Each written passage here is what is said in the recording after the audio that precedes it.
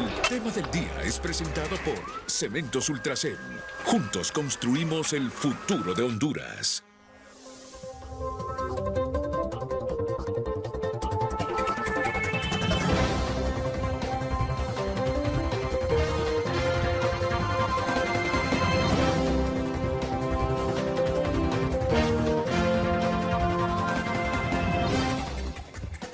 Días para las elecciones primarias y están de testigos aquí los periodistas Orbin Flores en el extremo derecho del set de HRN y de todo el circuito de emisoras unidas, y Fanny Zúñiga, periodista de los noticieros Hoy Mismo.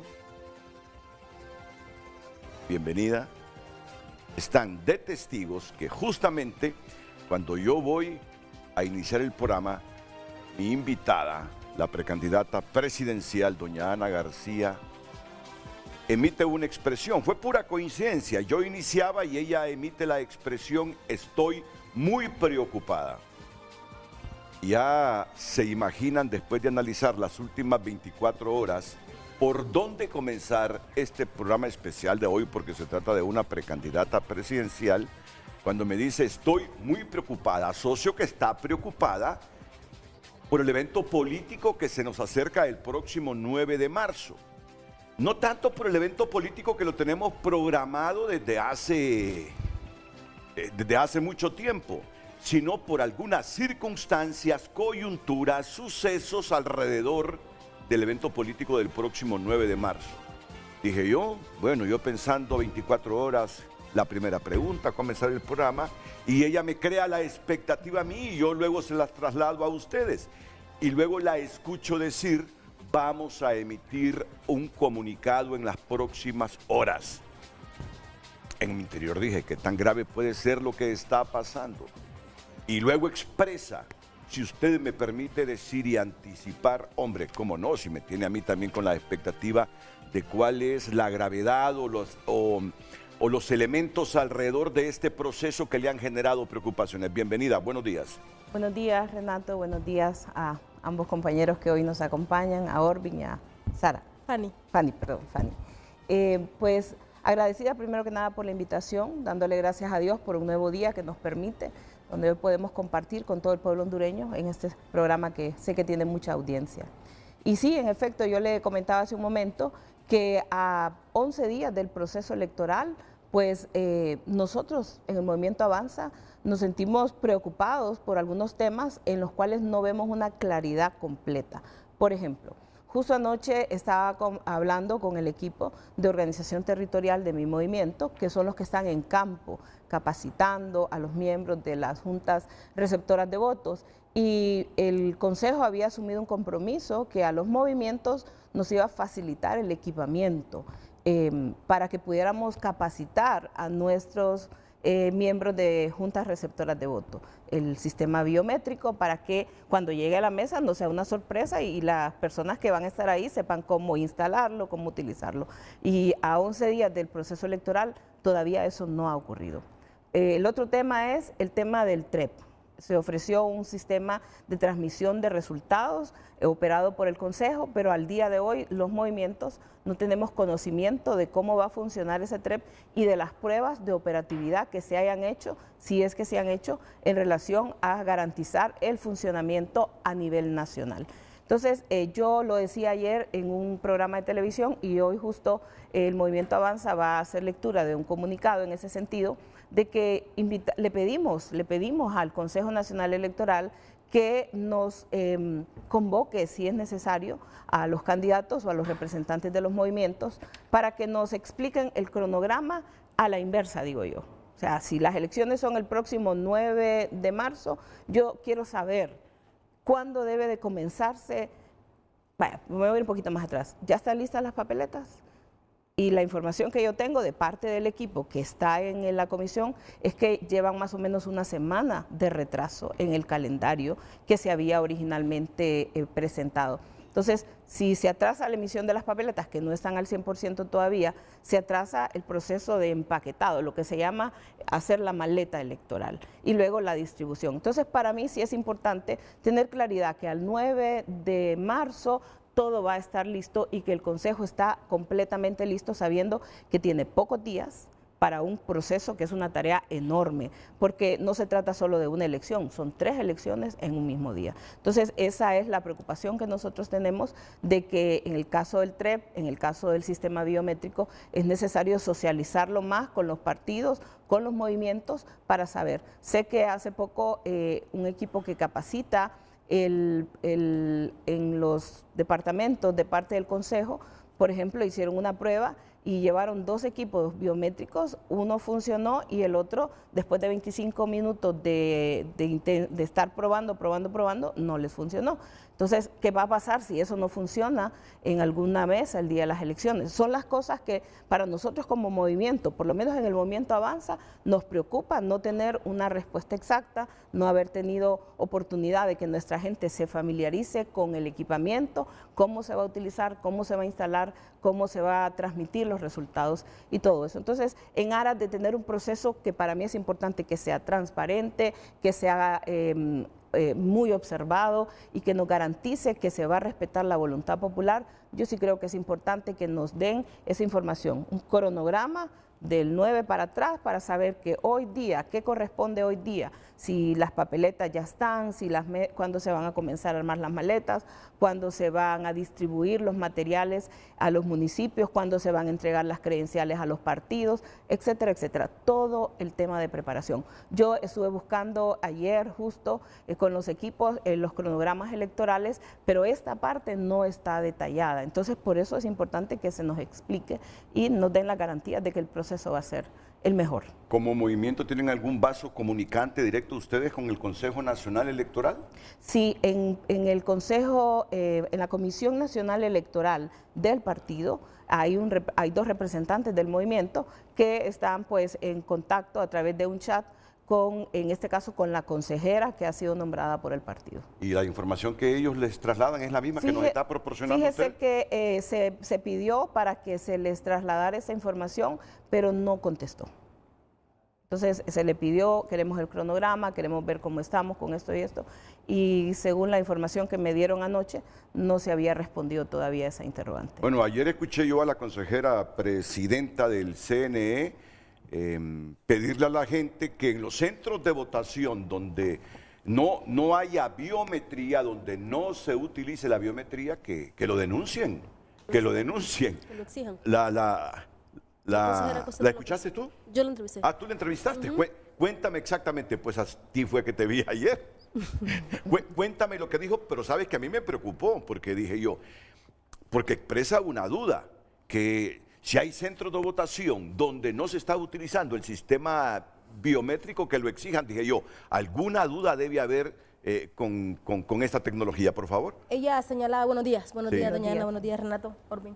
Ella señalaba que no se le puede negar el voto a absolutamente nadie, independientemente de si hay algún problema con el aparato biométrico. Sin embargo, como parte del proceso electoral es obligatorio que en cada junta receptora de votos exista el aparato biométrico y por ende el hondureño cuando vaya a ejercer su voto debe de exigirlo, ya que debe de pasar su información por el dedo, ¿verdad? La información del votante como tal, y no debe de permitir ejercer el voto sin antes colocar su huella en el aparato biométrico. Por ende, ella manifestaba que los hondureños, cada junta receptora de votos, en cada centro de votación, debe de exigirlo y si no, denunciarlo. Yo le consultaba, ok, pero si pasa algo, implica que entonces se le va a evitar que a esa persona, se le va a impedir el voto a esa persona. Correcto. Ella manifestaba, no, porque a nadie se le puede impedir que vote, pero tiene que denunciar si no le permiten colocar su huella en el aparato biométrico. Puede ser entonces que si haya en el imaginario alguna duda de que pueda o no funcionar o que en alguna junta receptora de votos exista algún problema técnico, por decirlo de alguna manera. Sin embargo, ella decía que había que garantizar que cada votante colocase su huella en el aparato biométrico. Pueden ejercer el sufragio, correcto. El problema es que entonces volvemos al riesgo del doble voto y que una persona vote varias, porque no existiría registro. varias veces. Que ese es el problema. Fíjese que en la consulta práctica que se hizo, porque como le digo, parte de nuestro equipo estuvo en una capacitación que dio el Consejo donde tenían 2 aparatos que ellos andan utilizando para capacitar 2 sistemas biométricos y uno de ellos funcionó.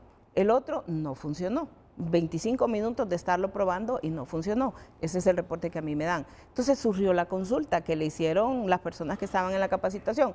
¿Qué va a pasar ya en la práctica? Si el día de las elecciones uno de estos aparatos no funciona, imagínense en una aldea allá de Intibucá, en una aldea de allá de Colón. ¿Qué va a pasar? ¿Cómo se resuelve? Entonces ya les dieron la respuesta, ¿verdad? Donde les dijeron que iba a ir el uso del cuadernillo como una opción para buscar a la persona que se registrara y que ahí se pudiera votar. Pero esas son las cosas que para nosotros, y vuelvo, como movimiento, a mí me interesa, porque es prioridad el tema de las mesas, que la gente que va a ir del movimiento Avanza, y creo que la misma preocupación tenemos todos los movimientos, tenga la oportunidad de conocer el funcionamiento de este sistema biométrico, como se había hablado, de que se le iba a dar a los movimientos equipo para capacitar a nuestra gente y que estén capacitados en cómo se debe instalar, cómo se debe poner a funcionar. El movimiento Avanza ya inscribió a todos los CIEs, porque de ello va a depender también el sistema biométrico.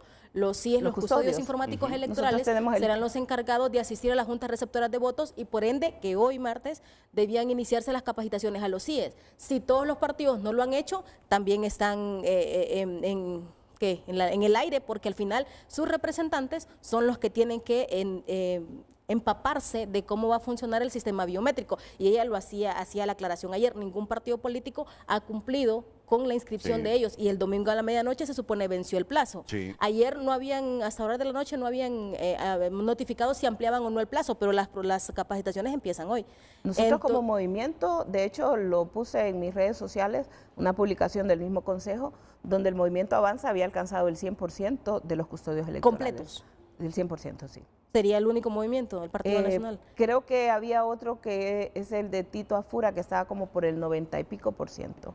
Y luego había una revisión que me informaron se hizo ayer por algunos temas de duplicidad de información que ya estaban corrigiéndose, por lo menos por parte de nuestro movimiento, para poder completar. O sea, nosotros estamos dispuestos, trabajando en lo que se nos ha requerido y se nos ha solicitado.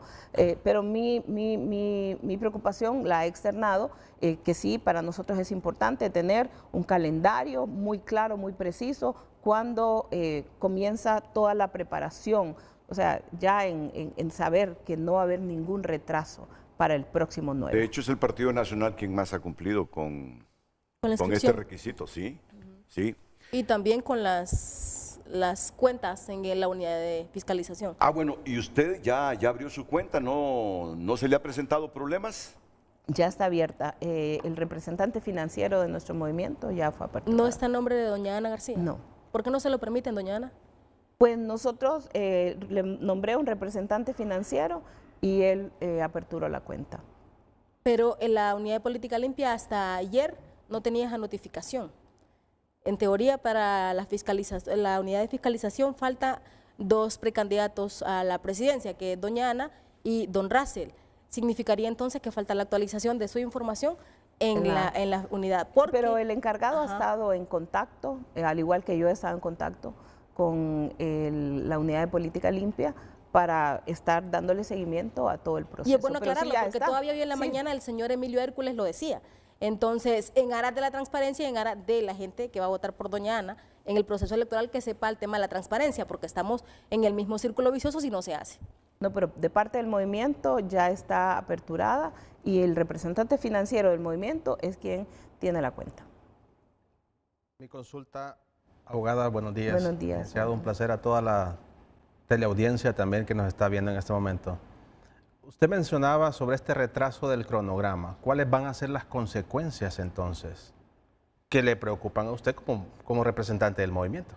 Bueno, uno que en algún momento se comentó, y yo no quiero caer en el ámbito de la especulación, pero sí levantar una alerta y que se aclare. porque yo soy la primera que estoy deseando que este proceso sea transparente, sea ordenado y que se respete la voluntad popular. Para mí eso es trascendental, porque de eso depende el siguiente proceso para que vayamos a un proceso en las mejores condiciones. Entonces, lo que a mí me preocupa es que en algún momento escuché también que no se iba a hacer completamente el tema de la biometría y que se iba a plantear en algún momento como un proyecto piloto en algunos lugares, pero no en todo el país. Y yo quisiera que se descarte esa información y que nos dé las garantías el Consejo que la biometría va a ir a nivel nacional, que se va a capacitar a todas las personas en todas las mesas a nivel nacional en el uso de la biometría y que luego en el sistema de transmisión de resultados, el TREP, que es parte de la oferta que ellos hicieron, que íbamos a tener un TREP que también va a funcionar con las condiciones que necesita funcionar para que tengamos los resultados apropiados que reflejen esa voluntad popular. Sobre la conectividad, tú sabes que habían 1.700 centros de votación sin conectividad. ¿Cómo estamos ahí? Pero ya se supone, según información de la consejera presidenta Cosette López, que ese resto también ya está cubierto. ¿O están trabajando en ello? No, ya se le adjudicó. Sí, eso ya se adjudicó. Se adjudicó a Smartmatic y entiendo yo, según declaraciones de la presidenta y del mismo Marlon Ochoa a través de su X, que está completamente la conectividad para todos la cantidad de centros de votación a nivel nacional. Pero una cosa es que estén contratados, la otra es que se garantice que esté funcionando en tierra. Aquí sería identificar, que garantice ese trabajo la empresa como tal. Y en un principio se hablaba incluso, o algunos precandidatos hacían la consulta de hacer alguna revisión previa y hacer pruebas y hacer transmisiones. Pruebas informales, por decirlo de alguna manera, pero no al final. Algunos se hicieron de manera privada con las autoridades del Consejo Nacional Electoral. Simulacros, algunos privados. De hecho, autoridades de Smartmatic, por lo menos a mí, de manera privada se confirmó que sí habían hecho los simulacros y las pruebas con el Consejo Nacional Electoral. Pero volvemos a lo mismo, porque si ustedes como precandidatos no están seguros y su misma gente a lo interno de la Comisión Electoral tampoco, estamos en lo mismo porque se sigue sembrando la duda. Usted decía que su equipo hizo la consulta directamente con la consejera Cosette López y que todavía no hay respuesta. ¿No se han acercado al resto de consejeros? Pues en ese momento se ha hecho a través de la Comisión Nacional Electoral del partido, donde hay 2 representantes del Movimiento Avanza y se han hecho las consultas a ella. Por eso yo creo que es importante que los consejeros convoquen a los miembros, a los precandidatos, a los miembros de los partidos para que podamos analizar, salir de cualquier duda. Porque voy a esto, mire, quienes tenemos la gente en tierra somos los partidos. Es decir, cada uno de los movimientos tiene un dirigente a nivel de cada centro de votación. Vamos a tener un representante de mesa a nivel de cada centro de votación. Y ese poder de tierra no lo tiene el Consejo, porque el Consejo está más a nivel de la empresa que se va a encargar y depende pues de las coordinaciones que se vayan a hacer. Por eso es importante que nuestra gente en tierra, y no solo hablo por el Partido Nacional, me imagino que igual preocupación o interés deben de tener los restantes partidos que vamos al proceso, es garantizar que las cosas van a estar funcionando de la forma en que se nos indicó que iban a estar funcionando el día de las elecciones y que no va a haber ningún atraso. Son las 7:20. La precandidata presidencial del Partido Nacional, Ana García, esta mañana aquí en Frente a Frente.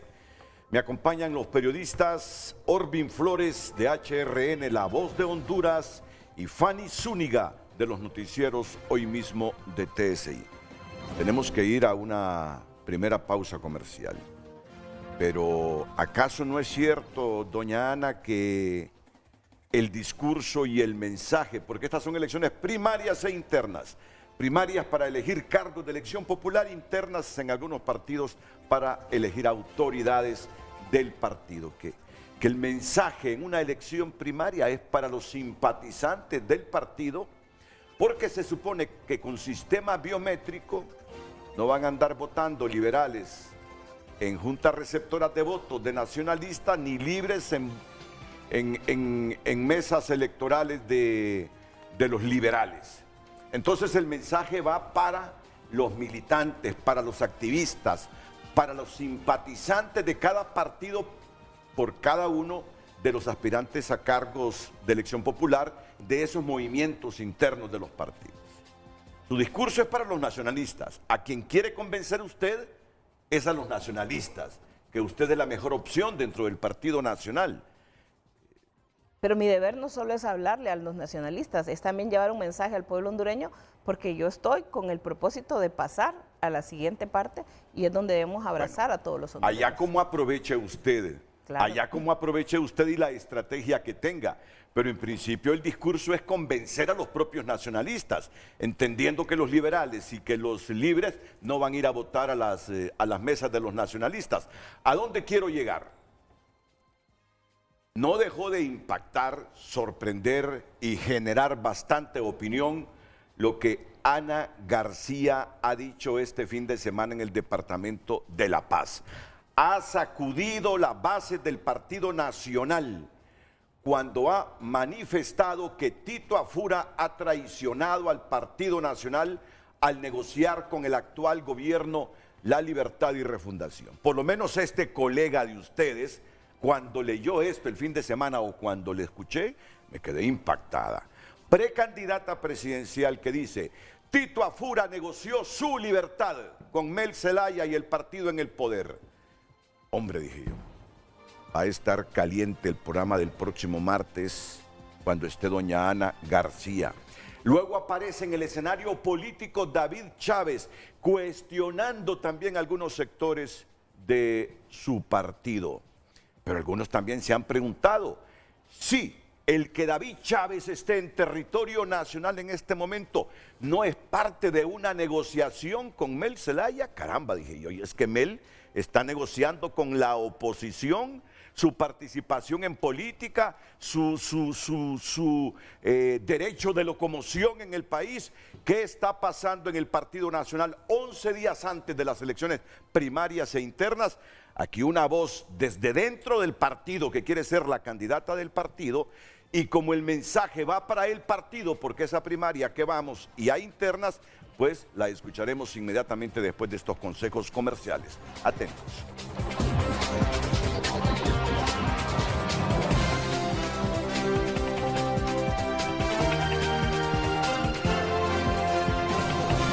Redes sociales es presentado por La Curazao. Promofest. Aprovecha las mejores ofertas con Credi Oportunidad y llévate lo que quieras al crédito con cuota preferencial. Gracias a las personas que están opinando a través de nuestras redes sociales. Recuerde que puede hacerlo a través de la cuenta en X, Frente a Frente HN, y también a través de nuestro número de WhatsApp, 9773-6065. Don Renato, será posible que nos muestren en pantalla un dispositivo biométrico. Así a la hora de votar, exigir que me permitan poner nuestra huella. Gracias, buen día, escribe este televidente. Se comprometió Cosette López, la consejera presidenta del CNE, a mostrarnos todo el equipo que van a utilizar en las primarias. Entonces, el reto público y respetuoso para Cosette, para que materialicemos el programa esta misma semana. Yo creo que no tenemos espacio, pero sí podemos forzar un espacio, si es justamente para eso, para mostrar todo el equipo y que se vaya familiarizando el pueblo hondureño con este sistema biométrico, que lo comprenda. El alcance que tiene el sistema biométrico y para qué es el sistema biométrico, porque la gente, seguramente algunos están como nerviosos a saber si no voy a poder reaccionar cuando vote con ese asunto del TREP y del sistema biométrico. Es bueno que desde ya volvamos natural estos mecanismos tecnológicos. Por eso la invitación cordial para el CNE, a su presidenta consejera, para mostrar todo este equipo y decirle a la gente cómo será la mecánica para votar el próximo 9 de marzo. Adelante, Lucecita. Otro televidente opina, buen día a todos. Este sistema biométrico, el Consejo Nacional Electoral empezó a capacitar tarde a los miembros de la Junta Receptora de Votos. Estos lo que quieren es atrasar más la votación, ya que estos lectores nunca funcionan. Es mentira que en las áreas rurales van a instalar internet. Da tristeza la millonaria inversión que pidió esta instalación. Se debería de contratar una empresa auditora externa. ¿En qué se utiliza este dinero? Saludos desde Intibucá. La abogada Ana es la única precandidata que sí presenta propuestas, opina ese televidente. Buen día, una pregunta a doña Ana. Si usted dijo que Tito Asfura hizo tratos con Libre, ¿por qué aceptó que el Consejo Electoral del partido solo fuera con 2 movimientos y también para elegir a las autoridades del partido solo sean su movimiento y el de Papi? ¿Por qué no los 4 movimientos para ver la buena fe y la unidad? Opina ese televidente. Muchas gracias. Continúe escribiendo a través de nuestras cuentas. Redes sociales fue presentado por La Curazao. Promofest. Aprovecha las mejores ofertas con Credi Oportunidad y llévate lo que quieras al crédito con cuota preferencial. Este día, revisando material nuestro, revisando material de todos los medios, justamente me encontré con esta noticia de diario El Heraldo. Ana García, Tito Asfura ha traicionado al Partido Nacional al negociar con el actual gobierno de Libertad y Refundación. García manifestó su descontento con las acciones de Asfura, lo que ha generado una nueva ola de tensiones dentro de la organización política a pocas semanas de las elecciones primarias en Honduras. En un evento político, la líder del movimiento Avanza expresó abiertamente su inconformidad con lo que considera un debilitamiento del Partido Nacional debido a las supuestas negociaciones de Asfura con el partido de gobierno. Tito Asfura sí negoció con el gobierno de Libre y todo el mundo lo sabe, declaró García ante los asistentes en un evento político del Departamento de La Paz. La tenemos hoy y qué mejor que preguntarle face to face, frente a frente, sobre los alcances de lo que ha manifestado en el sentido de que el precandidato Tito Asfura negoció, ¿qué negoció? ¿Su libertad o qué? Con el partido en el poder. Mire, yo primero quiero decir que mis palabras exactas fueron que él había negociado. Yo no hablé de traición, hablé de que había negociado con el actual gobierno algunos temas. Y esto no lo digo yo, eso lo dijo el mismo Tito Asfura en algunas declaraciones que dio en una visita que él tuvo hace algunos meses atrás en el departamento de Copán. Creo que ahí fue donde él dio esas declaraciones y donde él dijo que lo había hecho por la gobernabilidad. Renato, yo he hablado con los líderes del partido, he hablado con muchos diputados que me han manifestado cómo se dio esa reunión de la bancada donde Tito Asfura, que por cierto no es autoridad del partido, y lo quiero decir claramente porque la autoridad del partido es el presidente del partido, él es un candidato y en aquel tiempo era precandidato. Yo todavía no me había lanzado en ese momento, pero estaba Jorge Zelaya, que ya se había lanzado por el partido, y habían otros más que estaban aspirando. Entonces, tomando una autoridad que no era en aquel momento, digamos, dentro de los estatutos de nuestro partido, él dispuso en una negociación que se supone que tuvo, lo dijeron varios diputados de la oposición, fue público en el Congreso Nacional, donde achacaban una negociación para la integración de los órganos electorales y también la ratificación en aquel momento del fiscal general, de la conformación de la fiscalía. Entonces, se especuló mucho. Yo no estuve en esa negociación, yo no sé cuáles fueron los alcances de esa negociación. Lo que sí sé, y es lo que yo he visto después de eso, es que mi partido, porque lo he conversado con muchos diputados, no voy a dar nombres aquí por respeto a ellos, pero incluso diputados que están dentro del movimiento de Tito Asfura. Yo quiero que usted recuerde a cada uno de ustedes que la mayoría de los diputados que hoy están en el Congreso fueron diputados que trabajaron cercanamente con Juan Orlando. Yo tengo una relación cordial, amistosa con cada uno de ellos. Yo no estoy aquí para pelear con nadie ni para venir a dividir. Decir la verdad es el arma más poderosa que uno tiene. Y yo siempre he dicho, voy a hablar con la verdad. Y la verdad es que ellos me dijeron a mí, varios de ellos, que habían sentido una reunión muy tensa donde él llegó a decirles que él ya había tomado decisiones y que había negociado estas conformaciones de los organismos electorales. Y eso trajo como consecuencia que el partido tuviera una fricción en aquel momento, un debilitamiento en la oposición, y eso nos golpeó bastante porque se ha señalado que el partido, siendo un partido opositor, no hacía una labor de oposición. Y fue precisamente en ese momento, unos pocos días después, que yo decido lanzarme porque no estaba de acuerdo en parte en que mi partido, siendo un partido que tiene un rol opositor en el momento actual, se mantuviera en silencio se hubiera quedado mudo frente a un montón de desaciertos que estaba cometiendo este gobierno de Libre. Y yo dije, vamos a levantar la voz, la vamos a alzar y vamos a hacer una oposición constructiva. Yo no creo en que es necesario destruir, pero sí es señalar y hablar con la verdad. ¿Y qué implicaciones tiene para el Partido Nacional? Ya lo ha anticipado usted. ¿Qué implicaciones tiene para el Estado de Honduras, partiendo de ese escenario en el que aseguran líderes políticos que el precandidato, uno de los hombres con más posibilidades, al igual que usted, de ganar la candidatura del Partido Nacional, se convierta en el presidente de Honduras? ¿Qué implicaciones tiene que haya llegado a ser candidato, que se convierta en presidente del país, habiendo negociado, no sé si su libertad, no sé qué es, de qué lo califican, de qué fue lo que negoció con el partido actualmente en el poder? Yo creo que cuando uno asume una posición, Renato, en un partido político, cuando usted asume un liderazgo, usted tiene que estar dispuesto a pararse al frente y a luchar las batallas que considera correctas por el bienestar de su país y en ese caso también de su partido.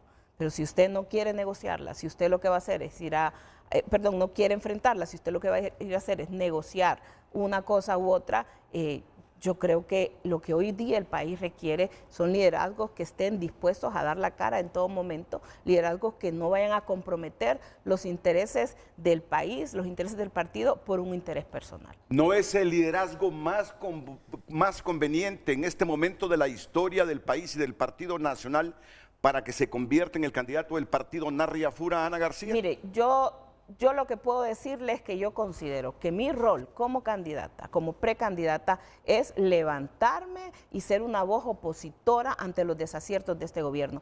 Yo no creo que el rol del partido sea ser un cogobierno. Hoy el país está sufriendo, Renato. Yo me he recorrido Honduras en los últimos meses y lo que escucho es un sufrimiento y un lamento de parte del pueblo hondureño. Y me dicen, estábamos mejor antes, que hoy la situación es crítica, no hay trabajo, la inseguridad, no hay medicamentos y una serie de problemas que el pueblo hondureño está enfrentando. ¿Cómo puedo quedarme yo callada frente a eso? ¿Cómo puedo negociar yo con el partido de gobierno frente a estas situaciones? Cuando este gobierno toma decisiones más orientadas a un tema ideológico que a buscar el beneficio de la población. Entonces, yo creo, esa es mi opinión, que si yo voy a estar aquí como precandidata es porque estoy dispuesta a pararme de frente, a dar mi opinión y a luchar con la convicción por los temas en que yo creo. ¿Y esa intención, doña Ana, es realmente por amor a la patria o por intereses personales? Le consulto, en un principio de su precandidatura usted decía, es necesario buscar la justicia, de la cual, por una injusticia que fue objeto, según su persona y lo que se ha manifestado públicamente, porque todo el mundo ya lo sabe, del expresidente Hernández. Usted decía, se cometió una injusticia con él. Es necesario hacer un cambio, es necesario lograr situaciones diferentes y que los hondureños paguen en su propio país. Entonces le pregunto, ¿usted no tiene intereses particulares, intereses personales por buscar en un futuro el retorno de su esposo? Y por otro lado, si al señor Narria Fura y a su persona los culpan de la división que hay a lo interno del Partido Nacional de Honduras, ¿él también tiene intereses personales más allá de negociar su libertad? ¿Considera usted? Mire, yo quiero aclararle algo que para mí es muy importante, porque yo sé que eso es parte como de un mensaje que se comenzó a dar, diciendo que mi interés, bueno, cuando yo me lancé, de hecho, dijeron que era por un interés personal, que yo no iba a llegar muy lejos, que no. Yo quiero decirle al pueblo hondureño, si yo no quisiera este país, yo ya me hubiera ido de aquí. ¿Quién me hubiera dicho nada si yo me voy de este país con todo lo que me ha tocado vivir? O me estuviera en mi casa, escondidita, guardadita, sin hacer nada. Pero no, yo recorrí Honduras y acompañé a mi esposo por 8 años en el gobierno. Y sé que este país hoy está pasando uno de los momentos más críticos en la historia. Y sería... creo que no va conmigo ver lo que está pasando en el país y quedarme en una posición de comodidad solo señalando. ¿Pude hacerlo? Sí, lo pude hacer y nadie me hubiera criticado después de todo lo que me ha tocado enfrentar. Pero yo decidí que si la vida me ha pasado por un proceso tan difícil, si me ha tocado vivir en una situación tan compleja que no se la deseo a ninguno de ustedes, yo lo digo, yo sé lo que es estar arriba y sé lo que es estar abajo, y abajo bien abajo, cuando uno de repente se queda prácticamente solo con la familia, ¿verdad? Pero eso le da a uno una experiencia y una perspectiva de la vida. Y yo estoy aquí, uno, por convicción. Creo que es necesario rescatar a Honduras. Creo que los buenos hondureños tenemos que levantarnos y no podemos permitir que este país se pierda como hoy estamos perdiendo en manos de este gobierno de Libre, que ha tenido tantos desaciertos y tantos fracasos, que hoy tienen al pueblo hondureño lamentándose, arrepintiéndose de haberlo llevado al poder. Entonces yo decidí voluntariamente presentarme en esta candidatura y he recorrido mi país y he hablado con mi partido, por supuesto, y les he expuesto mis planes y ellos me han dicho, abogada, la vamos a apoyar, sabemos que usted tiene el compromiso, nos ha demostrado que tiene la valentía y así me lo han dicho, tiene los ovarios bien puestos. ¿Usted no tiene ninguna imputación actualmente en los tribunales por parte del Ministerio Público, doña Ana? No. Lo que tengo es un juicio que es público, porque mi vida es pública. No tengo nada que esconder, nada que ocultar. Hay un juicio de privación de dominio que es de conocimiento público. Abogada, mi consulta va relacionada a lo que usted mencionaba. He revisado sus planillas también. He visto que son gente nueva, sí, no reconocidos del Partido Nacional. ¿Por qué no metió en su movimiento Avanza a candidatos o funcionarios conocidos del Partido Nacional?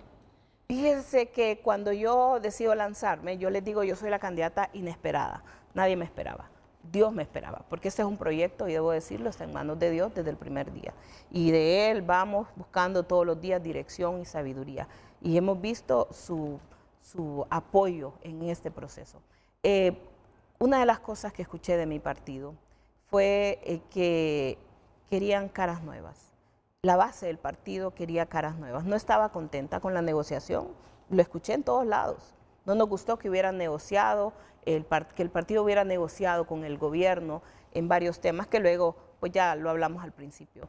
Y luego había un buen número de liderazgo en este momento, digamos los actuales alcaldes, los actuales diputados, que ya habían tenido un acuerdo previo y estaban con el movimiento de Tito Afura. Entonces ellos ya... Hablé con muchos de ellos y me dijeron, ya tenemos un compromiso y pues nos vamos a quedar acá. Eso me permitió a mí también construir un movimiento del cual yo me siento agradecida con todos los líderes que hoy me apoyan, porque es un liderazgo de personas nacionalistas que tal vez no habían tenido la oportunidad y eso nos está permitiendo en el partido tener una renovación muy importante y eso es bueno para el partido. Porque llega el momento donde la gente dice queremos caras nuevas, personas que sabemos que nos llevan con una esperanza. Y con esto no digo que los demás sean malos, no. Yo voy a hacer mi trabajo, es más, nuestro movimiento se llama Avanza por la Justicia y por la Unidad. Y la unidad se refiere precisamente a mi intención de que al finalizar el proceso, el próximo 9 de marzo, vamos a buscar la unidad del partido y vamos a integrar a todos los líderes. Ana, tengo dos preguntas clave sobre esta temática. Tanto Orbin Flores como Fanny Zúñiga tienen las mismas prerrogativas mías de preguntar aquí. Por favor, cuantas preguntas quieran formular, hay que plantearlas, Por eso están hoy HRN y hoy mismo representados aquí en Frente a Frente para que hagamos todas las preguntas que ustedes, jóvenes colegas y exitosos colegas profesionales del periodismo, quieran hacerle a doña Ana. Primera, ¿está reflexionando usted sobre el escenario que molesto los cachurecos de todo el país por esto que surge del mismo partido, que uno de sus precandidatos, que ya fue candidato a la presidencia del partido, haya negociado su propia libertad con el partido en el gobierno, genere tanta frustración, amargura y arrechura entre los nacionalistas para meterlos a todos ustedes en el mismo costal que no merecen gobernar Honduras? No. Yo creo que el Partido Nacional hoy ha despertado, porque mire, esa es mi teoría, es mi forma de ver las cosas. Después de todo lo que he atravesado y he pasado en los últimos años, hubo una campaña, Renato, fuerte de desprestigio en contra del partido. Una campaña orquestada por el socialismo del siglo XXI, con gente que vino a meterse de aquí, de Venezuela, de Cuba, de otros lugares del mundo, que apoyaron en aquel momento al Partido de Libre, que estaba en un proceso electoral, y a su aliado, que fue Salvador Nasralla, con un discurso de odio. Al partido trataron de destruirlo. Primer acto de destrucción fue la forma en que fueron a rodear mi casa, a apresar a Juan Orlando con un mensaje de odio, con un show político. Y eso trajo un desánimo en el partido. Y no puedo desconocer que muchos líderes de base de mi partido se sintieron frustrados de cierta manera porque pensaron que iba a haber una reacción más grande de apoyo de los líderes hacia lo que estaba enfrentando Juan Orlando.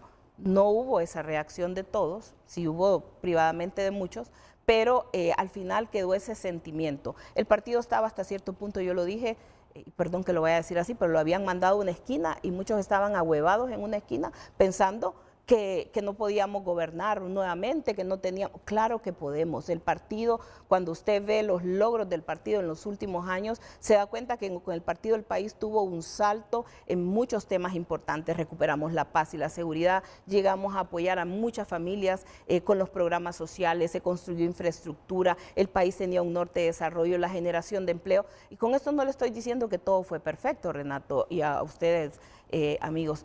Sé que hay errores y que hay cosas que hay que hacerlas mejor y corregirlas, pero también sé que hoy la gente compara y dice, estábamos mejor antes con el partido que hoy en este gobierno. Entonces, yo he venido y esa ha sido mi meta, a levantarle el ánimo al partido, a recordarle los logros, porque muchos se olvidaron de hablar de los logros del partido y ni siquiera los mencionaban. Hoy, por donde voy, la gente me dice, nosotros queremos que Vida Mejor vuelva, un programa que ayudaba a las familias que vivían en condición de pobreza y que hoy no reciben ayuda. Hoy me dicen, queremos que recuperemos la paz y la seguridad porque estamos viviendo con extorsión todos los días, asaltos, violencia, y eso no es lo que la gente quiere. Entonces, hemos llegado a devolverle en cierta medida la autoestima al partido. Y hoy el partido, no me cabe duda que vamos a ir a un proceso electoral. Quiero decirle, yo no siento que el partido esté dividido, que yo diga algo no significa que vamos a generar una división. De hecho, cuando me lancé dijeron, Ana va a dividir el partido. No lo dije yo. Yo no vengo a dividir, yo vengo a mover al partido. Y eso es lo que hoy tenemos. Dos movimientos fuertes que estamos compitiendo de mi parte limpiamente y que vamos a respetar un proceso electoral y que vamos a unir al partido una vez que lleguemos. ¿No considera rivales dignos o fuertes, por decirlo de alguna manera, a los otros dos precandidatos? Háblese de Jorge Zelaya y un Roberto Martínez Lozano. Yo creo que todos estamos en esta competencia con el mismo objetivo, queremos ganar. Y yo no voy a decir que uno es más grande que el otro. Uno conoce la realidad a nivel de territorio y sabe cuáles son los movimientos que tienen mayores posibilidades. ¿Por qué solo ustedes dos tienen representante en la comisión electoral? Mire, ese es un tema que, bueno, que me recordó porque alguien hizo el comentario. Renato lo decía al principio, este proceso son 2 en 1. Las elecciones primarias, que son los órganos los cargos de elección popular, y las elecciones internas. De acuerdo a la ley electoral, dice que para el tema del manejo de las elecciones internas, cada partido va a constituir una comisión nacional electoral. Eso está en la ley electoral. En el caso del Partido Nacional, al momento de presentar las planillas, solamente 2 movimientos, Avanza y el movimiento de Tito Afura, presentamos planillas para los cargos de elección del partido. Por eso es que en un primer momento solamente estábamos representantes de Avanza, de Tito Afura y 2 representantes que fueron nombrados por el Comité Central para desempate, porque eran 2 y entonces quedamos empatados y había que tener un tercero. Sin embargo, y debo de decirlo, a propuesta de los representantes del movimiento de Avanza, nosotros pedimos que se incorporara dentro de la comisión electoral a los representantes de los otros 2 movimientos, que aunque no tienen voto, pero que sí pudieran estar enterados de todo el acontecer. ¿Por qué? Porque le estamos apostando a la transparencia, nosotros le estamos apostando a que todos seamos parte de este proceso. No queremos que se vea como que hay preferencia de un movimiento u otro, que en algún momento, déjeme decirle, lo hemos sentido, que hay un movimiento oficialista que tiene más respaldo en los organismos electorales, que ha tenido más respaldo incluso en el Comité Central, pero que nosotros hemos buscado la integración de todos para que vayamos a un proceso que nos dé unas bases después de poder llamar a esa unidad. Anuncié que venían dos preguntas, solo permíteme unos segunditos, por favor, Orbin, para que no se pase el efecto de sus palabras cuando dijo el partido estaba arrinconado y mencionó un término, agüevado. Yo le pregunto a doña Ana, con todo el respeto, pero es una mujer que es precandidata presidencial, que sabe de los riesgos, de las debilidades, de las fortalezas, de exponerse al público como precandidata a la presidencia del país, que sabe que tiene que estar preparada para cualquier respuesta. ¿Y acaso no hay razón en los nacionalistas de estar ahuevados si uno de sus grandes líderes en los últimos tiempos, el expresidente Hernández, que es su esposo, está condenado por la justicia de Honduras, está privado de su libertad? ¿Acaso no hay justificación de los nacionalistas de estar ahuevados? Ya usted nos lo ha demostrado que no está ahuevada. Yo mismo, cuando se lanzó al ruedo político como candidata, dije, es una mujer valiente. ¿Y acaso ella misma no percibe que los nacionalistas en la geografía nacional, después de lo que le ha ocurrido a su esposo, el expresidente, la puedan a ella ahuevar y calificarla también de supuestos ilícitos que no los ha cometido? Porque yo no encuentro una imputación a Ana García, por eso le hice la pregunta si estaba imputada. Entonces, yo creo que se me ha entendido la pregunta. Así como hemos estado hablando del precandidato que desde su mismo partido dicen negoció su libertad con el actual gobierno, yo le pregunto hoy a Ana García, Ana, ¿y usted no se ahueva si su marido, ya nos quedamos con ese término ahuevar, pero bueno, por favor, permítasenos decirlo, ya lo entendemos. Me parece que no es una palabra tan mal educada. Es una palabra usada en el país. Popular. No se ahueva usted. Renato, quiero decirle, mirándole a la cara, así de frente, decirle, mi esposo Juan Orlando Hernández es inocente. Y yo dije, me voy a parar en cada lugar frente a quien sea y mirándole a los ojos le voy a decir lo mismo. Juan Orlando es inocente. Contra él se fraguó un caso de persecución política. Lo que vino contra él fue una negociación. Usted tuvo aquí, en su programa, a los 100 días de gobierno, a Gilberto alias El Grillo, que lo dijo con toda la pomposidad que caracteriza a esta gente, vino así a hacer aquí toda una exposición diciendo que los habían llamado y que ellos habían negociado. Claro, ahora lo sabemos mucho mejor. Negociaron la salida de Juan Orlando, esa fue la condición que el gobierno de Libre, en aquel momento la candidata de Libre, puso a efecto de que pudiera no irse cuando fuera gobierno, como lo había propuesto en su momento con China. Estados Unidos quería que se mantuvieran las relaciones con Taiwán. Ahí está el video y yo lo he mostrado a donde me ha tocado mostrarlo.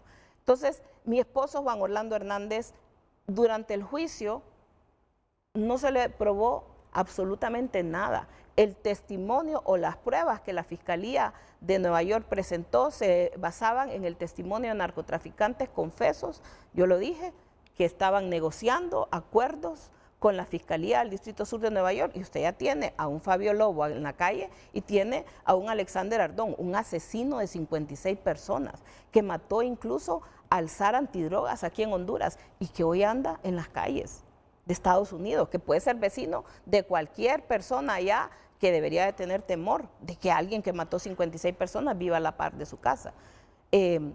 Entonces, la gente hoy día, aún la gente que no es de mi partido, sabe que aquí hubo algo raro, que lo que hicieron contra Juan Orlando no fue correcto, que hubo un interés político de por medio, que hubo una venganza que fue aprovechada por los narcotraficantes.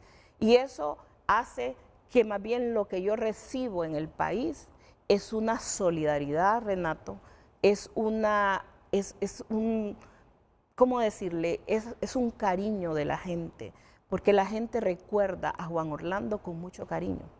Y eso es lo que hoy por hoy la gente dice, la injusticia que se cometió contra Juan Orlando, un presidente que hizo las cosas, que combatió al crimen organizado, que aprobó la extradición. Imagínense, Juan Orlando aprobó la extradición.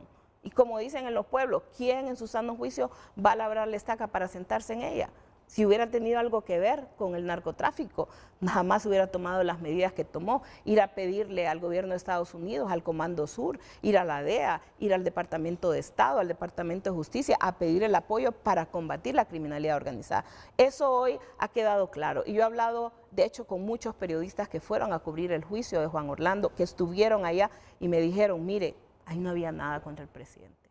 Entonces, hoy la gente lo entiende mejor y sobre todo después de que apareció un narcovideo que nos muestra más bien a los actores de otro partido político que hoy está en el poder pidiendo dinero a los narcotraficantes para la campaña de la actual presidenta. Y a raíz de eso, un poquito antes, quitan la extradición. O por lo menos anuncian que van a quitarla, la quitan y luego suspenden ahorita la vigencia de esa denuncia para que quede aplicada para los últimos o los primeros días del próximo gobierno. Muy difícilmente transcurre una entrevista con Ana García de Hernández, máxime ahora que es precandidata presidencial, sin que aparezca la figura del expresidente Hernández.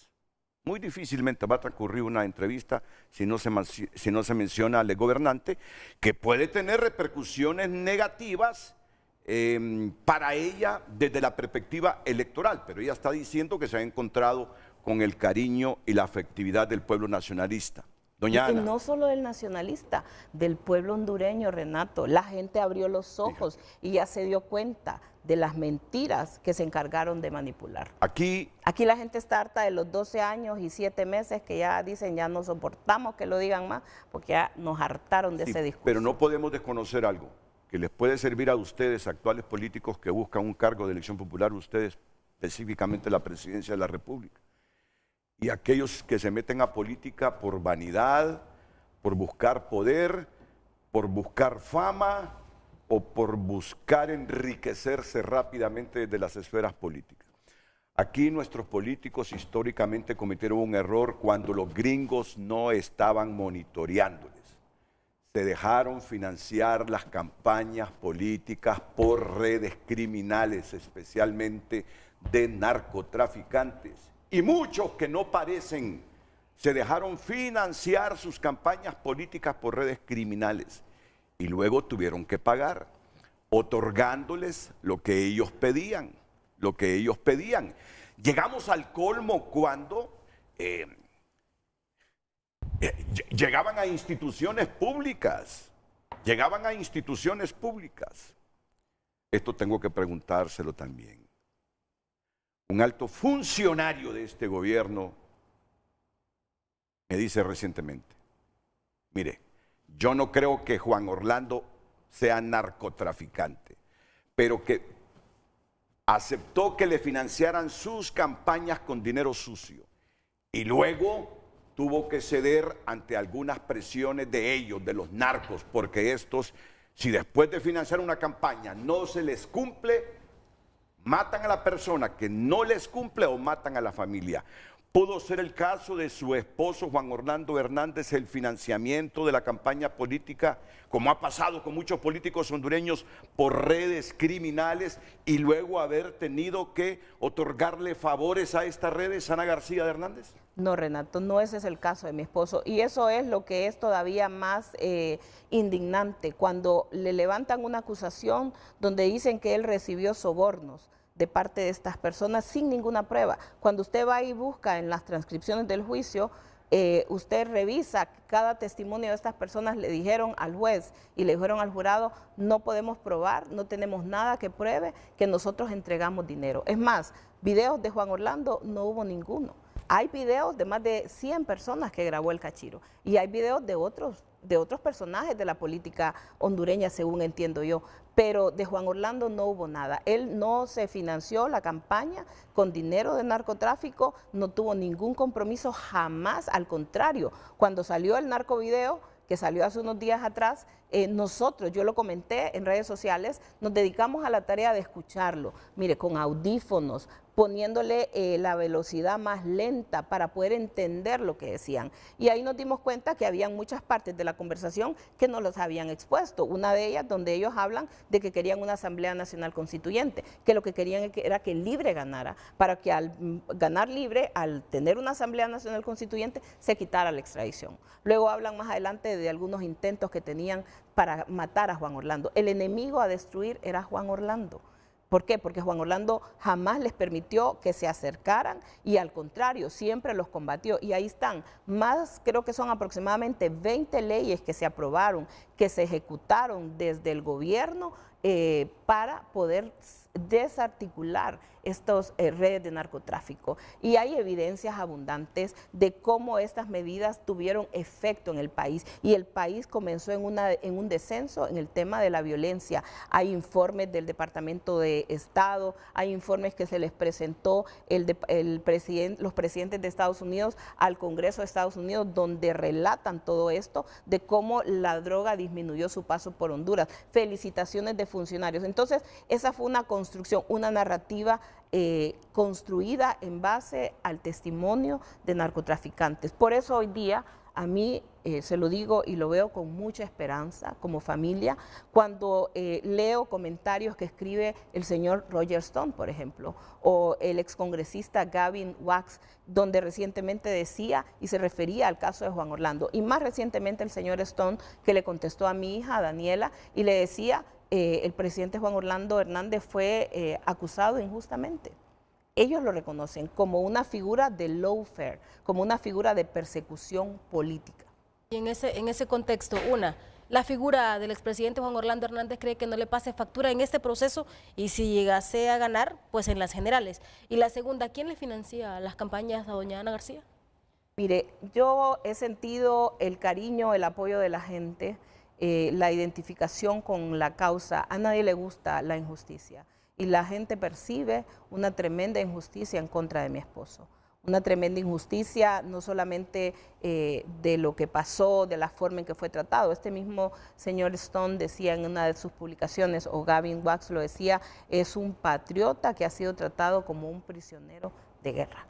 Y realmente ha sido un proceso duro. Ningún presidente, ninguna figura política en los últimos años ha sido tratado en la forma en que mi esposo ha sido tratado. Un show político montado por Savillón en su momento, con el que ahora es ministro de Seguridad, se fueron a parar afuera de mi casa, a ingrilletar a Juan Orlando, a tratarlo de la peor manera, lo exhibieron, o sea, van a pasar a la historia por un quebrantamiento de todas las normas del derecho internacional. Si llegara a ser presidenta usted del país, ¿se vengaría de ellos? No, yo no estoy aquí para vengarme, Renato. He aprendido que la venganza no lo lleva a uno a nada, pero lo que sí, y lo he dicho, es que se haga justicia, porque también es injusto lo que hoy vive el pueblo hondureño, el tema de que muchas personas viven en condiciones difíciles, que las familias están sufriendo un incremento en la violencia, en la delincuencia, en la extorsión, eso es injusto también. ¿Financiamiento? Preguntaba El Fanny. financiamiento, ok. En el financiamiento, yo lo he dicho desde el principio, nos hemos apegado a las normas de política limpia y en ese sentido cada uno de nuestros candidatos a nivel departamental y a nivel municipal especialmente han apoyado el financiamiento de nuestras actividades. Usted puede revisar mi campaña y ve que es una campaña bastante modesta. No tengo anuncios en televisión porque no tenemos los recursos. Ha sido bastante complejo y nos estamos concentrando más en el tema de el día E. También las giras que hemos hecho, hemos recorrido el país y ahí vamos caminando, como quien dice, por todo Honduras, pero lo hacemos con el apoyo de los líderes a nivel departamental y a nivel municipal. ¿No se han acercado los narcos? No, Renato, por supuesto. Si yo no soy porque narco, yo le digo, es que llegamos a un momento en la política llegamos a un momento en la política de Honduras, y usted bien lo sabe, que no sabíamos diferenciar entre instituciones políticas de derecho, que son nuestros partidos, y las redes criminales. Honduras llegó en los últimos años y desde hace tiempo, a ese extremo. Por eso mi pregunta no llevaba ningún mensaje subliminal. ¿Se acuerda quién fue el que propuso precisamente la ley de financiamiento, la ley de política limpia, perdón? No, fue Juan Orlando. ¿Surgió de propuesta del expresidente Hernández? Sí. ¿Con las reuniones de la gente de la misión cuando surgió? Él la propuso.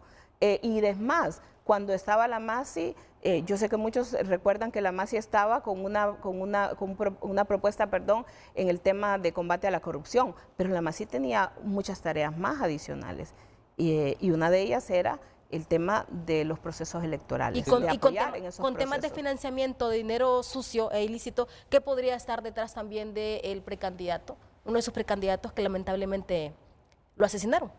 Fíjese que nosotros hemos pedido que se dé un informe a las autoridades de cuáles son las causas que ellos han determinado, porque el día que lo asesinaron él estaba en una actividad política en una comunidad del municipio de Morazán. Yo no quiero ser irresponsable y decir que fue un asesinato motivado por temas políticos, no voy a ser irresponsable, por eso pedimos que se investigara y que se determinaran las causas y que ojalá se dé con los responsables, porque es lamentable, no debería de darse en medio de una actividad política una situación, en ningún momento, para ninguna persona. Abogada. Entonces sí pedimos que se investigara para determinar las razones de este crimen. Le tengo varias consultas, pero creo que con el tiempo no la vamos a poder abordar. Por ejemplo, usted, si llegara a ser presidenta, ¿qué va a hacer con el tratado de extradición?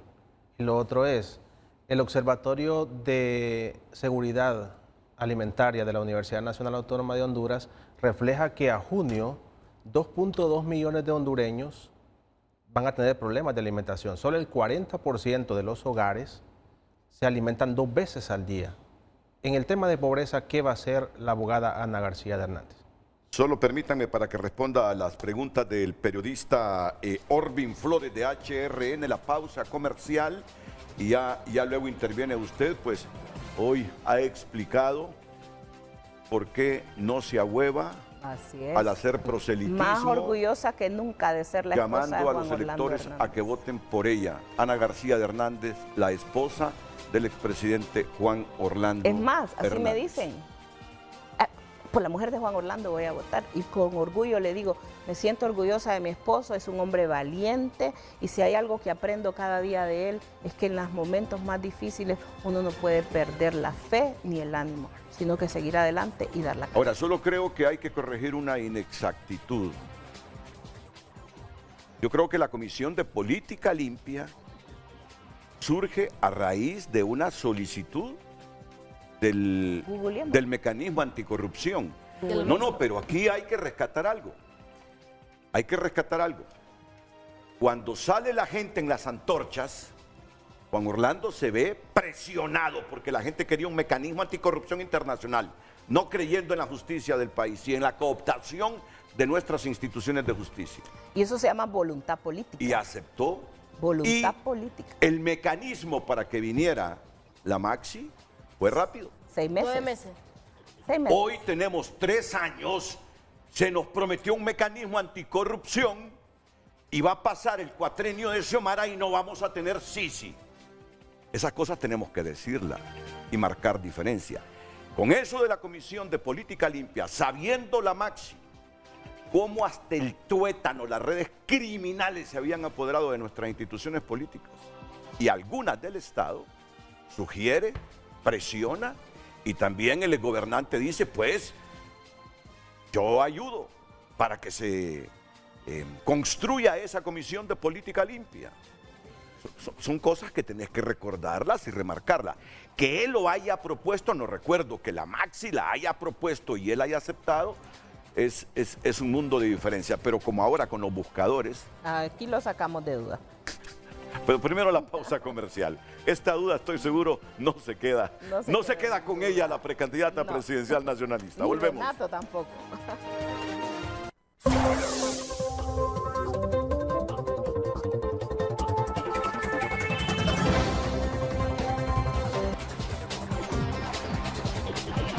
Redes Redes sociales es presentado por La Curazao. Promofest. Aprovecha las mejores ofertas con Credi Oportunidad y llévate lo que quieras al crédito con cuota preferencial.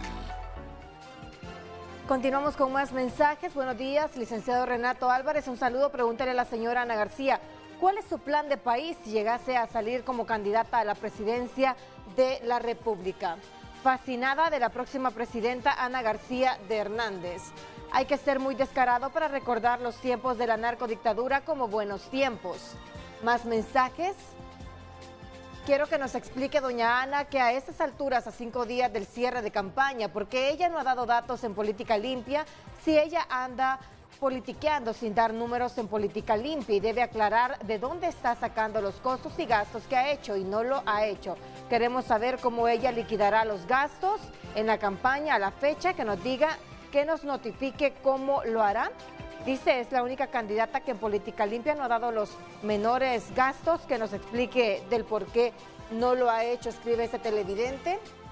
Doña Ana es la mejor opción para que Honduras vuelva a tener paz, una vida mejor, y Juan Orlando Hernández el mejor presidente. Escriben otros más mensajes.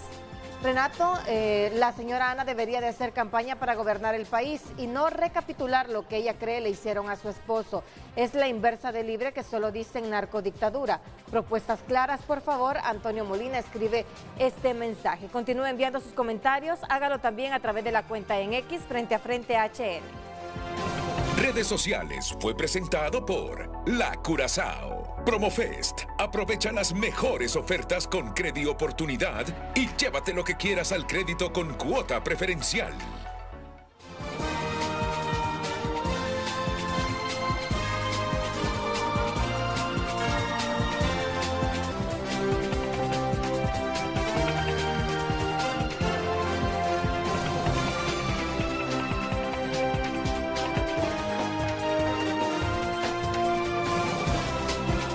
Miren, esta pregunta que plantea Orbin Flores de HRN es una pregunta básica para cualquier precandidato presidencial o para cualquier candidato presidencial. Por lo menos, cualquier país digno debe garantizar su propia alimentación para que la gente no se muera de hambre.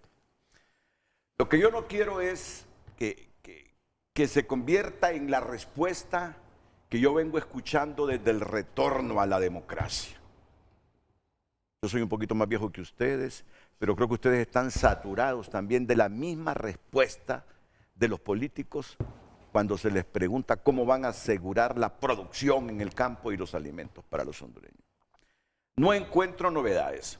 Fuera de algunos gobiernos de facto de chafas en los años 70, que los asesoraron buenos hondureños, hubo un movimiento revolucionario en el campo en cuanto a distribución de tierras y producción. Y dicen que eso evitó que cayéramos en la guerra civil del Salvador. Bueno, y la de Guatemala, que tenía multicausas, que fue la guerrilla y la guerra civil más vieja de América Latina, la de Guatemala. Aquí hay algo fundamental, que no dejan de tener razón los del actual gobierno cuando afirman que entre los 5 puntos que le han planteado a Estados Unidos está reformar el Tratado de Libre Comercio en lo que concierne a los alimentos y al agro, que los gringos nos dieron tiempo para hacer la reingeniería, como 20 años, no la hicimos y ahora estamos lamentando que ellos nos metan granos tan baratos que la producción aquí en el mismo país no es competitiva con la de los gringos, bajo ese Tratado de Libre Comercio. Yo creo que ese es el punto. Y estos dicen que lo plantearon a Estados Unidos. Bueno, ojalá que así sea. Algunos dicen, reformar ese Tratado de Libre Comercio unilateralmente, solo porque Honduras lo pida, va a ser difícil. Tiene que ser en bloque en todo caso. Entonces, ahí está el punto. Ahí está el punto. ¿Cómo hacer? ¿Qué hacer? Porque nos están metiendo a cero arancel muchos granos, mucho producto alimenticio ellos, que ya la producción nuestra es tan costosa por un montón de factores que no podemos ser competitivos con los granos que nos meten ellos. ¿Cómo valora usted? Porque no quiero una respuesta tradicional de las que ya me tienen aburridos por tantas décadas. ¿Cómo valora este punto de que el campo en Honduras se vuelva productivo y recuperar, si es que alguna vez fuimos granero de Centroamérica, doña Ana García de Hernández? Muy bien, Renato. Uno de los puntos importantes es garantizarle al productor que está en el campo que dedicarse a la producción agrícola va a ser rentable, porque de ahí partamos. La gente que está trabajando tierra adentro necesita tener esa garantía. ¿Cómo lo vamos a hacer? Con una agricultura contratada. Por ejemplo, porque partimos de lo que usted decía, la seguridad alimentaria. Y la seguridad alimentaria de un país es un tema estratégico nacional, donde hemos de garantizar que vamos a tener la disponibilidad de los alimentos. ¿Pero cómo? ¿Cómo? Ok, garantizando al productor que va a tener un precio que le permita mantenerse en el sistema productivo. Le pongo el caso de la cadena de frijoles, la cadena frijolera. La cadena frijolera llegó a un punto donde decayó tanto porque el precio no era competitivo. El productor sembraba y lo que recibía era muy poco, se lo llevaba más el intermediario. Ahí en aquel momento, y nosotros vamos a restablecer que es una agricultura contratada, donde usted le garantiza un precio al productor para que pueda continuar produciendo, tengamos las reservas alimenticias y pueda haber un producto disponible en el país. Pero eso no es nuevo, doña Ana. No, eso no es nuevo, pero eso es parte. Pero nosotros lo intentamos y dio resultado en la cadena frijolera. Es necesario, por ejemplo, ahora tenemos el problema del maíz, que es lo que usted estaba mencionando antes. El hondureño tradicionalmente ha comido maíz blanco, ahora tenemos maíz amarillo. ¿Por qué? Porque es más barato, lo que usted decía, importar el maíz que viene de otros países, de Estados Unidos en este caso, y eso ha disminuido la producción local. Tenemos que incentivar la producción local y una forma es como lo hacen otros países, como lo hace México, como lo hace el mismo Estados Unidos, que es dándole garantías al productor. También tenemos que apoyar al productor que hoy por hoy está en una situación bastante compleja, económicamente hablando, porque ha tenido pérdidas, el tema del cambio climático ha afectado muchísimo, el tema de los precios, la intermediación, creando estos sistemas de abasto, estos sistemas de apoyo al productor, asistencia técnica en el campo. Tenemos que volver a esos esquemas donde antes teníamos ingenieros, asistentes, personas que daban asistencia al productor. Que no se pueden deshacer de esa burocracia estatal que han creado los mismos políticos, los mismos partidos, el suyo, los liberales, los actuales. No podemos deshacernos de esa burocracia y mandarlos a hacer extensión, sino que están ahí sentados en esa oficina. Esa es la palabra correcta, extensión, la extensión, perdón que se me había. Pero eso fíjese que nos genera dos temas importantes. Uno, que vamos a orientar al productor. Tenemos que poner nuestros ojos en que el productor también pueda avanzar, no solo a la venta de la materia prima, sino que a productos terminados.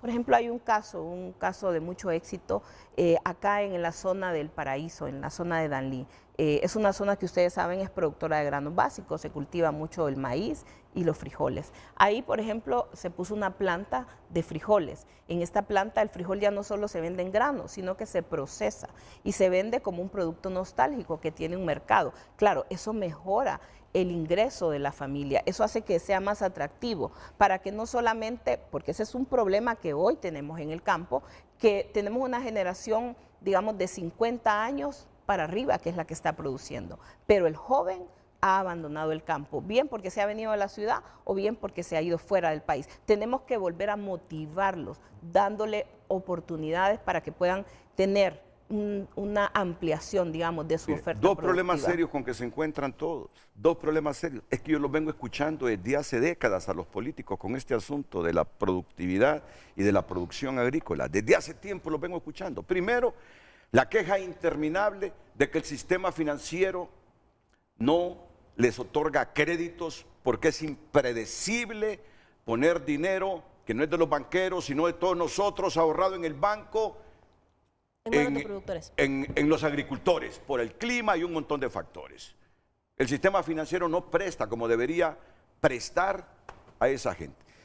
Todos chocan, todos ustedes chocan cuando son presidentes, todos chocan con ese problema y nadie lo ha podido resolver. Yo me reuní cuando su esposo era presidente, yo me acuerdo que se asoció con Pepe Segovia para almacenar agua, ¿recuerda? para almacenar agua. Yo fui testigo cómo se producía ahí en Tatumbla hortalizas, repollos, verduras, pero no tenía garantía el agricultor del precio. ¿Sabe que yo vi? Yo creo que es una de las pocas veces que he llorado en mis últimas 4 décadas, que le daban el repollo a las vacas, a los semovientes ahí, porque era para ellos menos costoso que se comieran ese repollo que pagar un transporte para traer todo el producto a mercadearlo acá a la capital de la República. Eso ha sido el país en los últimos tiempos y nadie lo resuelve. Y es que es un ciclo, Renato, lamentablemente yo debo de reconocer que se ha dado.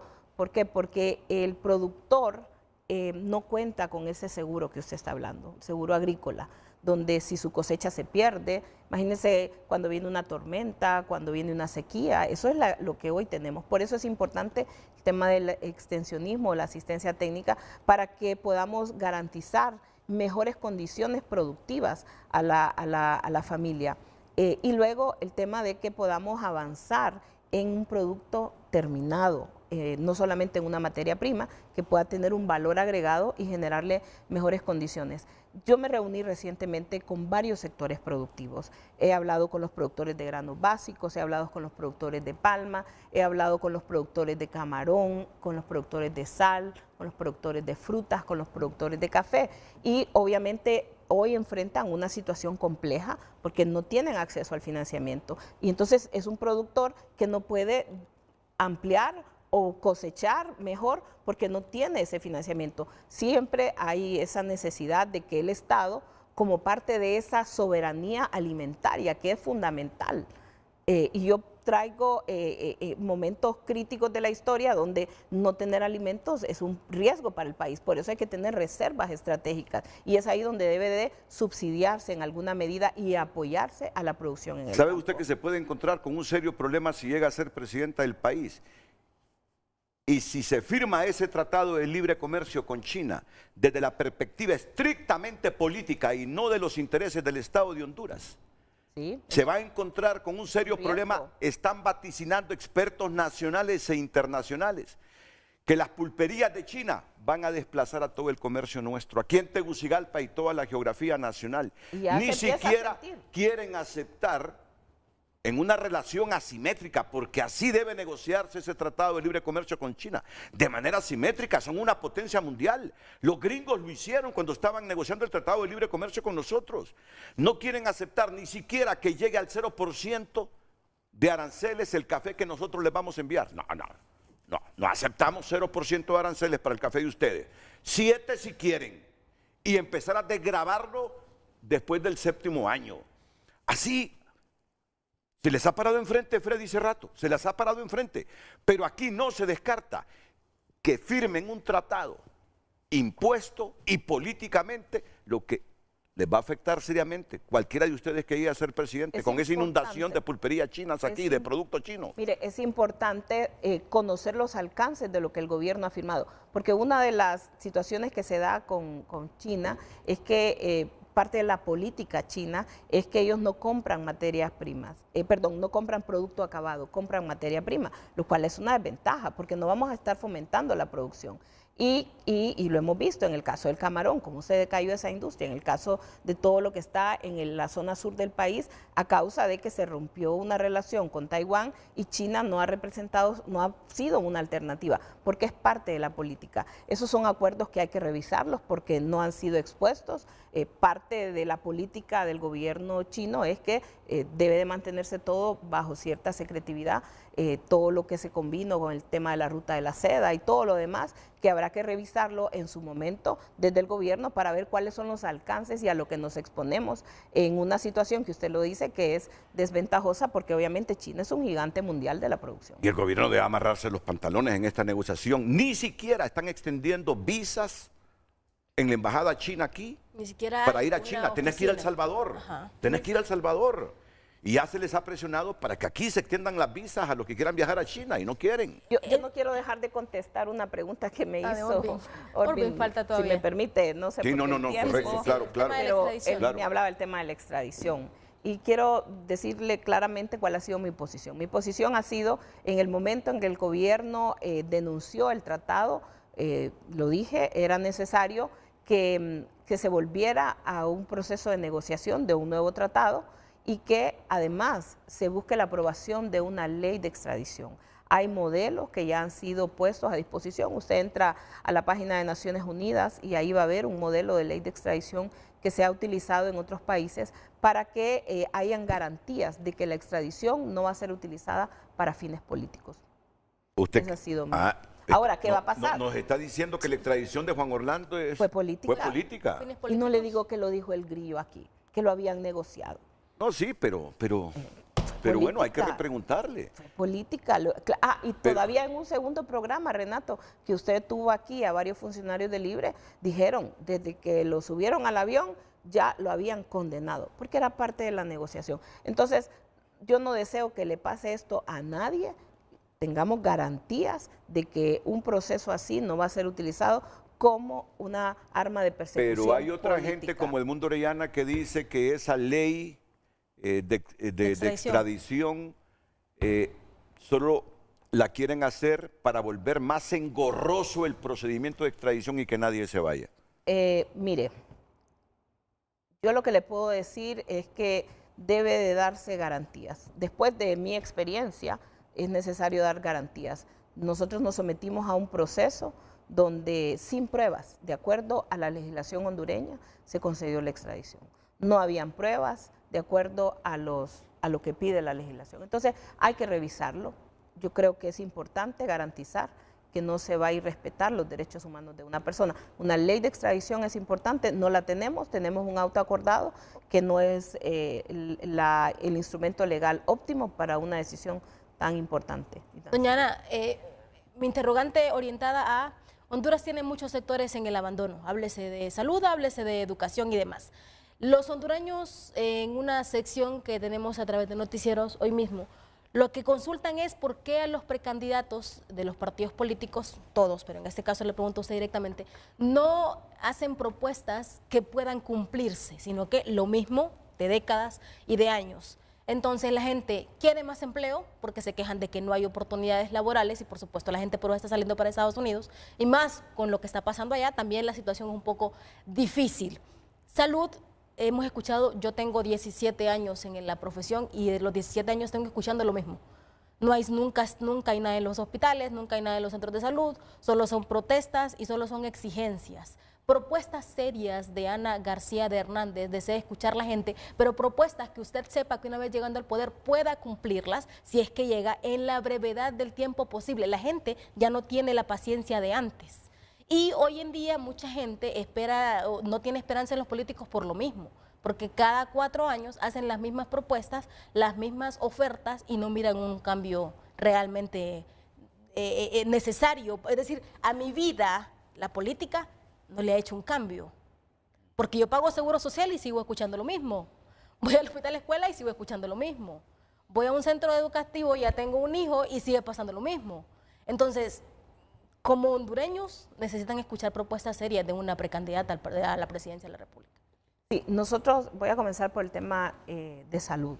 ¿Qué le parece si después de la pausa, porque ya me está presionando, y tú anticipas entre tu batería de preguntas otras 2 para que queden anotadas ahí, por favor, Orbín? Sí, bueno, ya Fanny le decía también sobre las propuestas en el sector de educación, tantos centros educativos que este gobierno sigue diciendo que encontró en el gobierno de su esposo 12,000 centros educativos en mal estado. Pero si usted llega a ser presidenta, ¿cómo va a mejorar eso si esto, pues, si se basa en relación a lo que hacía su esposo? El plan que hizo su esposo, ¿se va a repetir ese mismo plan? Y lo otro es todo lo que afecta también y darle más credibilidad a la población. 8 de cada 10 hondureños no creen en los políticos por lo mismo que decía. Estamos cansados, hartos de escuchar lo mismo. Eso es.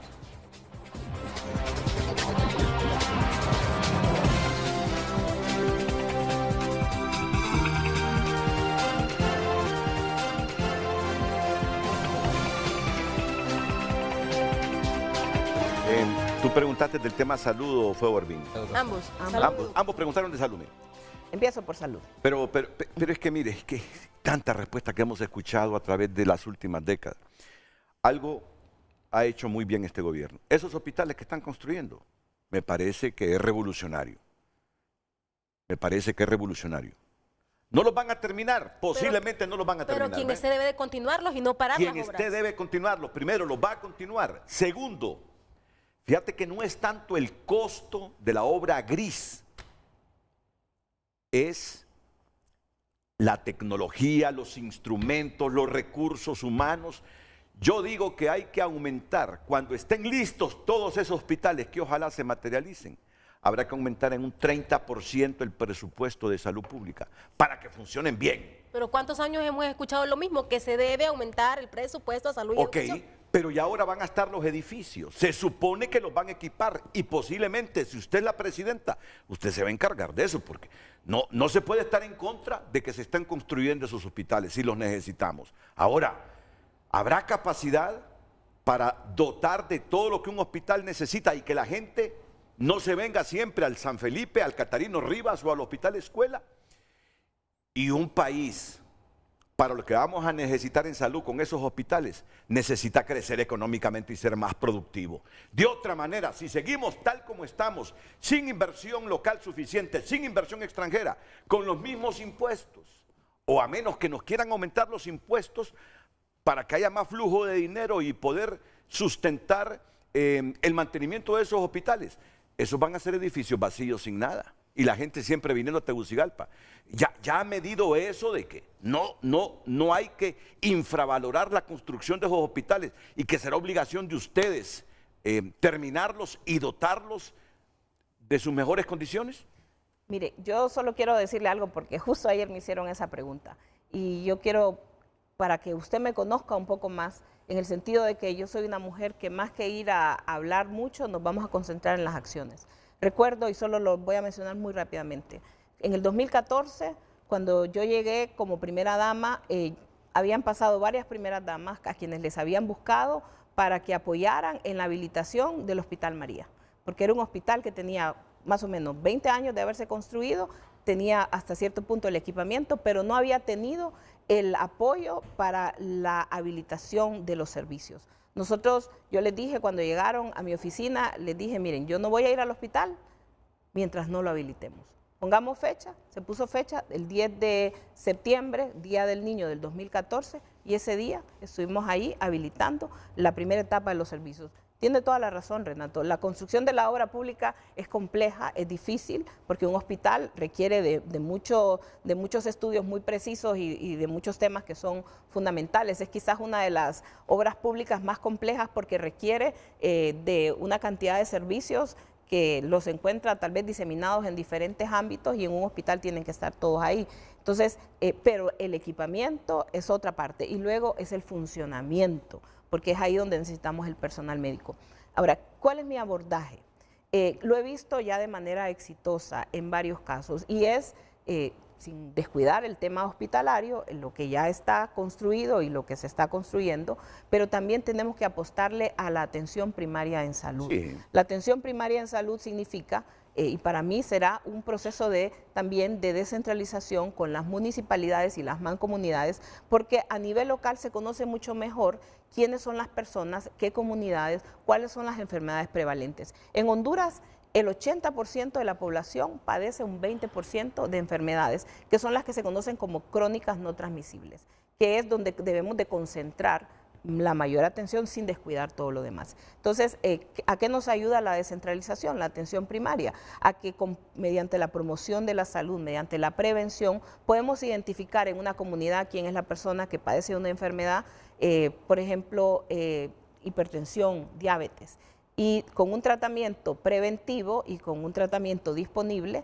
que hemos visto que es de mucho resultado, entonces la persona puede mantener mejor su salud y evitar que los hospitales, que son los siguientes niveles de atención, pues se vean colapsados muchas veces por consultas externas es ahí donde colapsa el hospital, y luego por la atención a las personas. El tema del trabajo con las municipalidades para mí será fundamental para fortalecer esa primera atención. ¿Sabe que voy a reconocer algo? Sano. Voy a reconocer algo. Fue en el primer mandato de Juan Orlando que se rehabilitó, se reactivó, se activó el hospital, este hospital de aquí, el que mencionaba usted hace poquito. El Hospital María. El Hospital María, ¿no?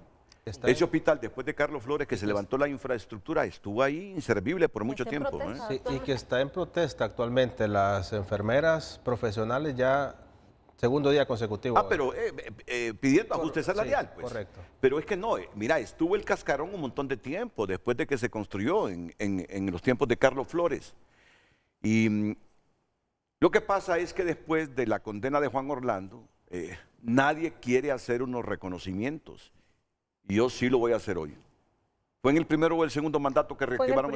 En el primer mandato. Fue en el primer año del mandato. Se activó. Voy a reconocer eso. Y no sabía que usted había... Estuvimos trabajando con el equipo de la Secretaría de Salud y con la Junta Directiva del Hospital María, de la Fundación María, para establecer un plan de trabajo, y en su primer momento se abrió la consulta externa y luego en un plazo que se planteó... Si llega a ser presidente, espero que así con ese ánimo trabaje en la obra que va a dejar inconclusa Xiomara. Porque no se trata que porque fue en el gobierno de Xiomara, yo voy a dejar que se pierda esa inversión, que es una inversión con dinero nuestros, porque no aceptaron los de España para hacer eso. Claro, Renato, mire, y quiero que me entienda, yo no soy una mujer sectaria. Yo creo que los hondureños todos nos merecemos las mismas oportunidades, y mi tema no es llegar para destruir la obra de los demás, como este gobierno sí llegó a destruir la obra nuestra, a quitar placas, a destruir, desarticular muchos de los servicios. Por ejemplo, el 911 lo desarticularon. Ciudad Mujer, que fue un proyecto que nosotros hicimos, llegaron a quitarle la placa y poner una placa nueva. Eso no es gobernar. Gobernar es darle respuestas a la gente. Entonces, volviendo al tema de salud, atención primaria en salud, fortalecimiento de la red hospitalaria. Importante el tema de capacitación del personal médico. Ustedes saben que una de las digamos, profesiones que son más escasas en el país son los biomédicos, los que se encargan de darle mantenimiento. Entonces, tenemos que, si vamos a crear los hospitales, que ya están, debe de estar preparándose el personal, becándose el personal para que vaya a trabajar a cada uno de estos hospitales y tenga el servicio oportuno. Apostarle a la telemedicina es algo que se usa ya, que es una actualidad en otros países, que en el país, por algunas circunstancias, digamos, del tema desde la perspectiva de los médicos, no les ha gustado mucho, tal vez, porque profesionalmente significa que alguien desde otro lugar pueda atender a una persona, pero esas son prácticas que hoy ocurren en otros países y que permiten que una persona que tenga necesidad de ser evaluada, no importa la distancia, pueda ser evaluada. Nosotros tuvimos la oportunidad de ver el equipo, por ejemplo, que se desarrolló en España para la telemedicina, y son importantes temas que se van a implementar. Hay, por ejemplo, ciertas especialidades en el país que solo las tenemos en Tegucigalpa, y es necesario que una persona pueda tener acceso a estos servicios a nivel nacional dentro del sistema de materializarse, doña Ana, todo eso pasa por una palabra, se llama voluntad política. Porque aunque usted quiera sola, no puede hacerlo. En un escenario hipotético, llegase al poder y se establece un Congreso Nacional como el actual. Es cierto que existen poderes, se supone, separados, pero en el imaginario público, pero en la realidad no es así. Entonces, ¿cómo lidiar con situaciones presupuestarias para todo lo que usted habla en un Congreso Nacional, de repetirse la historia del que estamos viviendo actualmente? Porque lograr acuerdos para que el presupuesto, la mayoría, llegue a salud y a educación va a ser una lucha brutal, tomando en cuenta que muchos políticos solo quieren velar por el interés de sus municipios, porque gracias a ellos llegan al hemiciclo en el Congreso Nacional. ¿Ha visto usted o ha imaginado ese escenario en el contexto político? Mire, yo sé que puede ser un escenario, pero me costaría creer que llegara un político a oponerse a un tema de salud o a un tema de educación, porque eso sería prácticamente cavar su propia tumba políticamente. O sea, son temas que deben de estar por encima del interés partidario y debe de verse con un interés de nación. ¿Y cree que le apuestan a eso los precandidatos en Avanza? Nosotros sí estamos muy, muy concentrados en eso, en que estamos aquí por una causa por Honduras.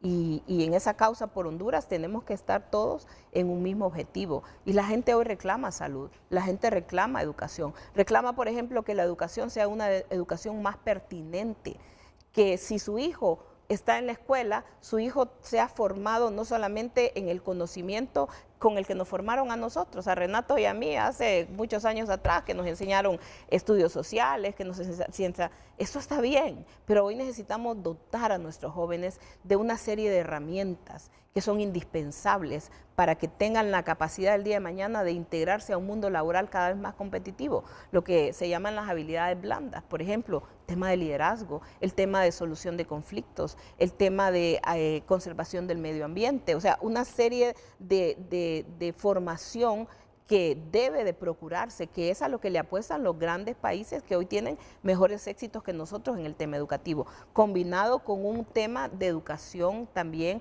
utilizando la tecnología. Eso es fundamental. Para ello vamos a trabajar no solamente, es importante, usted mencionaba el tema del estado de la infraestructura de las escuelas.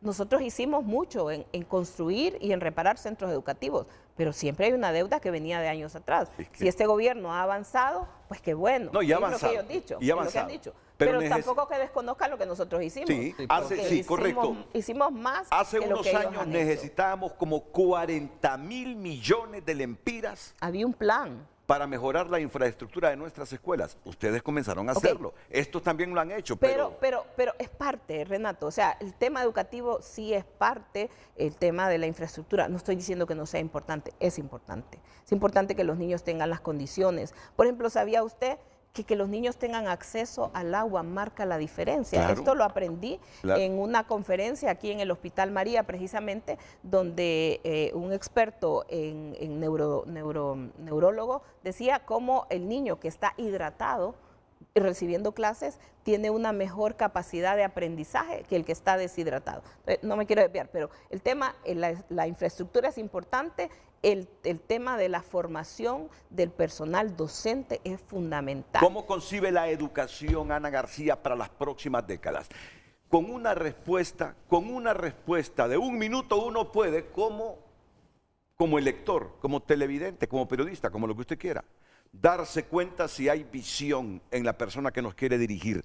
¿Cómo concibe la educación de Honduras para las próximas 3, 4 décadas? Yo la concibo una educación que vamos a utilizar muchísimo la tecnología para que nuestros niños y nuestros jóvenes desde sus primeros años tengan ya acceso a una plataforma educativa, porque hoy los niños, si bien es cierto la lectura y el tener el libro en físico, pero también hay mucha disponibilidad de recursos, pero tiene que haber una base tecnológica de apoyo a nuestros estudiantes. Y también en el tema que le acabo de decir, de que la educación incorpore esas habilidades blandas para la vida de los jóvenes. Y a eso me refiero, a la resolución de conflictos, Renato, que el niño desde que está en primer grado o antes se le vaya enseñando que en la vida es necesario tener una actitud hacia un conflicto, su liderazgo, cómo lo va a demostrar, hacia que tenga un pensamiento crítico y analítico, que pueda ver lo que se le está enseñando y pueda reflexionarlo, mejorarlo, ampliarlo. 8:47, pregúntele a su invitada si ella también ha negociado con la refundación para mantenerle libre de la prisión a ella y a su familia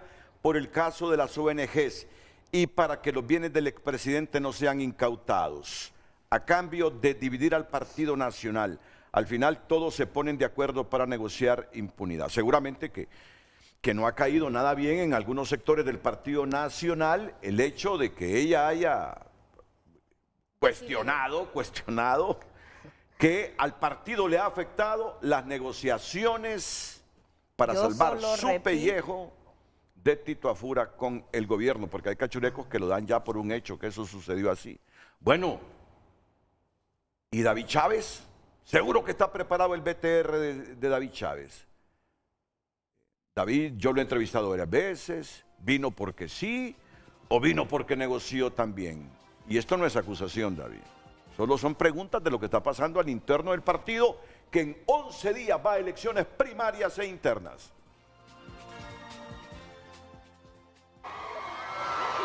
Después de 15 meses prófugo de la justicia, el presidente del Partido Nacional, David Chávez, regresa a Honduras, entra por el aeropuerto Toncontín y lo recibe una multitud de las bases azules del Distrito Central. Ni odio ni rencores para nadie. Perdono a todos los que me injuriaron, a todos los que me dieron la espalda. Pero a los que le dieron la espalda, al parecer ni los perdona ni los olvida, y están en la cúpula de su propio partido, a quienes después del perdón les dedicó más de un párrafo cargado de rencor y reclamo. Miro un partido cuya cúpula está llena de arrogantes, y me refiero a esa cúpula que ha quedado en nuestro partido, que aprovechó las circunstancias para hacer y deshacer con él. Desde el autoexilio, Chávez en más de una oportunidad descargó todo su malestar en contra del precandidato Narri Adfura, mantuvo constante comunicación con el alcalde de Libre, Jorge Aldana, y movió sus bases a otro movimiento interno del Partido Nacional. Por lo menos viene a hacerle oposición a Papi y a Juan Diego Zelaya. Quizás no le va a ajustar para doblar a Papi, porque David es fuerte en la parte política, pero sí le puede ajustar para debilitar en los territorios más fuertes del Partido Nacional a Juan Diego Zelaya y posicionar a Erasmo Portillo. En su discurso de arribo, David Chávez lució más como un oponente que como un militante del Partido Nacional, y no falta quienes piensen que su regreso está condicionado a fraccionar a la estrella solitaria y a facilitar el camino al Partido Libertad y Refundación. A nadie le quitan órdenes migratorias si no hay un diálogo, una negociación. No ha sido por el debido proceso, ha sido por la debida injerencia entre poderes que se ha dado para traer y quitarle las salvaguardas a David Chávez para que pueda venir libremente. Ahí hay algo raro. Yo no lo creo. David es presidente de mi partido y no ha traicionado su partido. Tal vez él tenga algún aspecto personal para con algunos dirigentes del partido, pero no le va a hacer daño a nuestro glorioso Partido Nacional, más aún que tenemos posibilidades de ganar las próximas elecciones. Los días en la presidencia del Partido Nacional podrían estar contados para David Chávez, pues el próximo mes de abril, ya con el resultado de las elecciones primarias, los nuevos convencionales se reúnen, votan y cambian a todas las autoridades partidarias.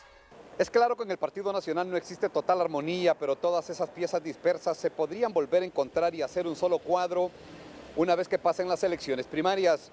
Ulises Aguirre, Telenoticias. Nota es presentada por Farmafácil. Recetas para cumplir tus metas. Por la compra de 1000 empiras en nuestras sucursales, obtienes un boleto digital y participas para ganar. Farmafácil. Bienestar a tu alcance. Qué hermoso, es hermoso. Yo es que estoy jodiendo aquí, compadre.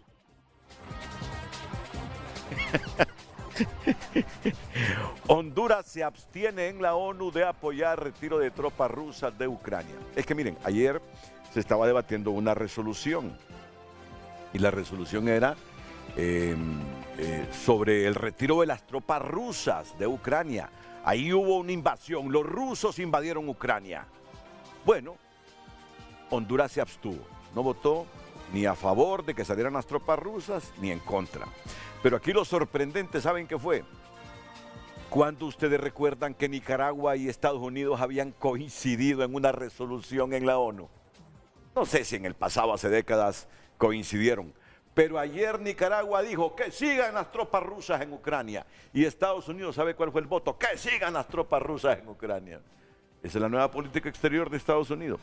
Al final, ¿cuál fue la resolución que ganó? No, que salgan las tropas rusas. Perdió el proyecto de Estados Unidos, perdió ayer. Y otros países como Honduras se abstuvieron. Bueno, pero menos, no están tan claros, mantuvieron una posición, que yo puedo decir, digna. Ni a favor ni en contra. Aunque si a mí me hubiese tocado, yo digo que salgan las tropas rusas de Ucrania porque los rusos invadieron Ucrania.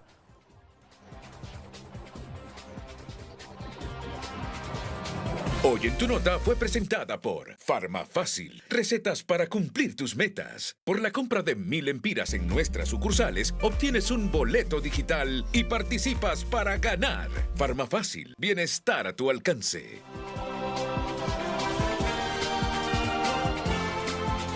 Redes sociales es presentado por La Curazao. Promofest. Aprovecha las mejores ofertas con Crédito Oportunidad y llévate lo que quieras al crédito con cuota preferencial. Me gustaría opinar, yo no soy de ningún partido, pero antes estábamos mejor. A mí nunca me han ayudado, soy viuda. Lo que sí quisiera pedirle a la candidata es que dé trabajo a las personas de 45 años en adelante, porque nos discriminan. Muchas gracias por haber enviado sus mensajes. Redes sociales fue presentado por La Curazao. Promofest. Aprovecha las mejores ofertas con Crédito Oportunidad y llévate lo que quieras al crédito con cuota preferencial.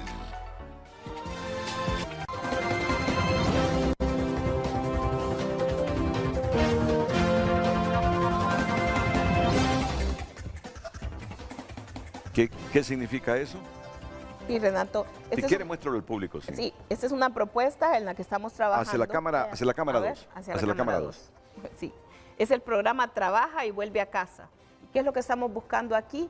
Es que podamos trabajar en una migración ordenada, una migración laboral ordenada. Nuestro equipo de campaña y nuestros colaboradores y candidatos, en este caso a designado presidencial, ya han estado haciendo acercamientos con diferentes países, en este caso en Europa, pero también sé que en su momento se podrá hacer con Estados Unidos y con México y otros países del área para tener una mano de obra que pueda migrar de manera ordenada con un contrato de trabajo y luego volver a casa y poder compartir con su familia y traer. ¿Y al reverso qué hay? Al reverso, por supuesto, pedir el apoyo para Ana García de Hernández esta próxima elección. Mi compromiso, volver con los programas de vida mejor, trabajar para recuperar la paz y la seguridad y por supuesto empleo, que es una de las grandes prioridades. Orbín Flores, periodista joven de HRN, poderoso periodista de HRN. Te espero ver pronto aquí compartiendo conmigo otro frente a frente. Será un placer.